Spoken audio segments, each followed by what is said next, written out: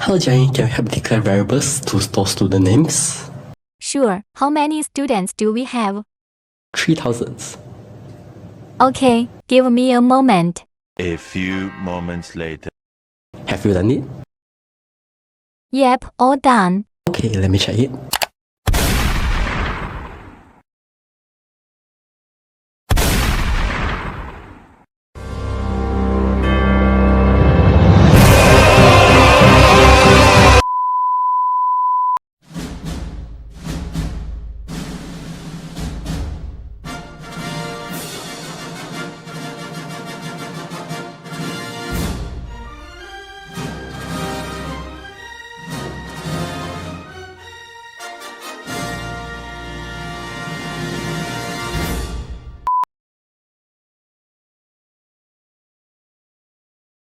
Hello everyone, I'm David. Hi, I'm Dan. I'm Vijayu. Welcome to this C++ programming tutorial. Today we are going to talk about array. No, not this array, but this array. An array is a way to store many values under a single variable. For example, you can store the names of thousands of students. With an array, you don't need to declare thousands of separate variables. You can even save your fingers from tendonitis. This. However, how do we use an array? Actually, an array is just an advanced version of a normal variable declaration. For example, this is a normal declaration of a variable to store a string. Here we have variable type, which is string, and variable name, student name. To make this variable into an array, we just add square bracket after variable name and put a positive integer to declare the array size.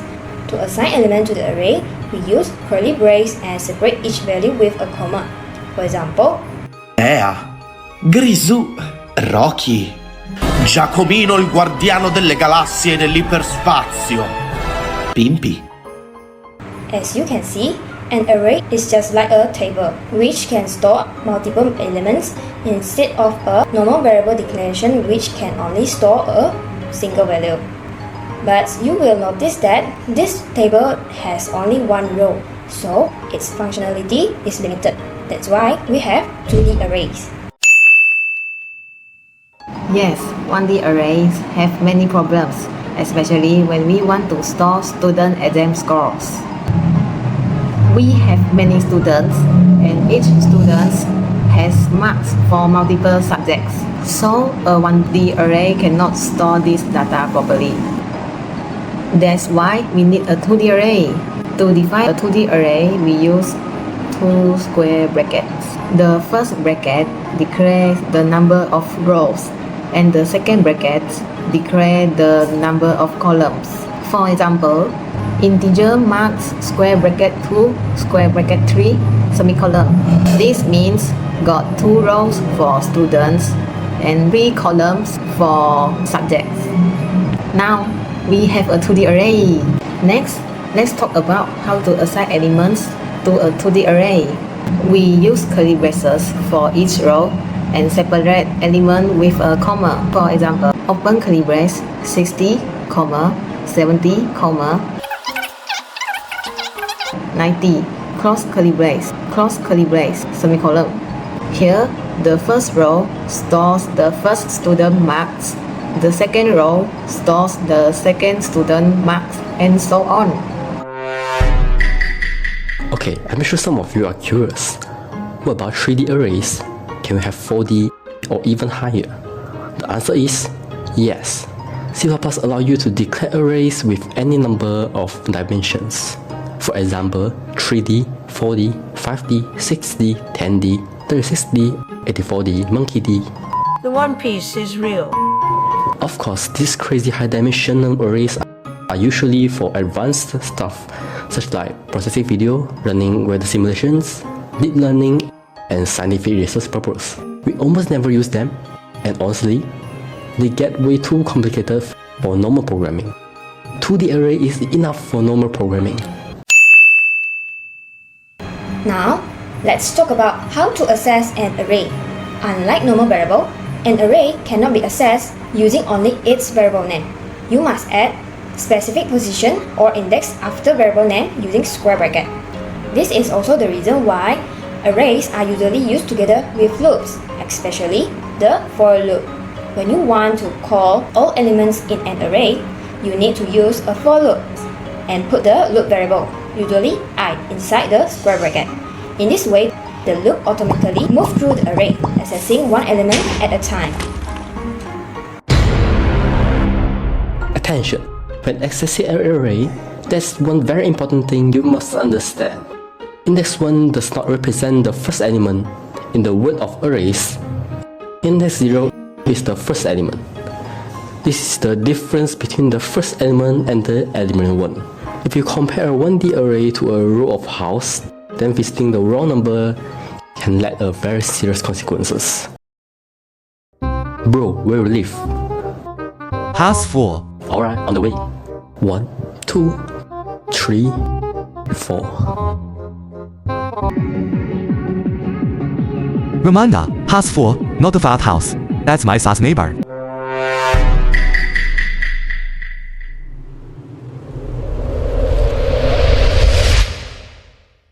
Sorry for bothering you all, I leave now. Let's play biology together. Hell no.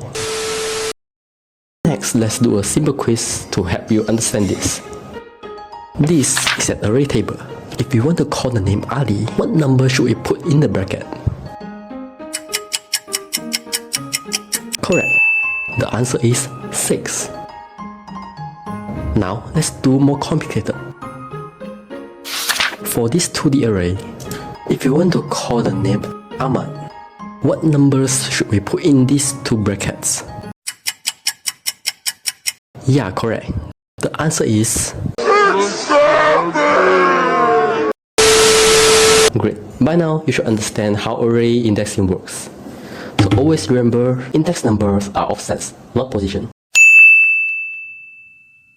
Through arrays, we can write many programs to solve problems we encounter in real life. For example, managing student scores, keeping track of tasks, generating random game maps. Today, we will walk you step by step to create a program about arrays, the random balanced meal generator. This can help you practice accessing array elements using loop and making interactive programs. At the same time, give you some fun meal ideas. So, get your compiler ready and let's start.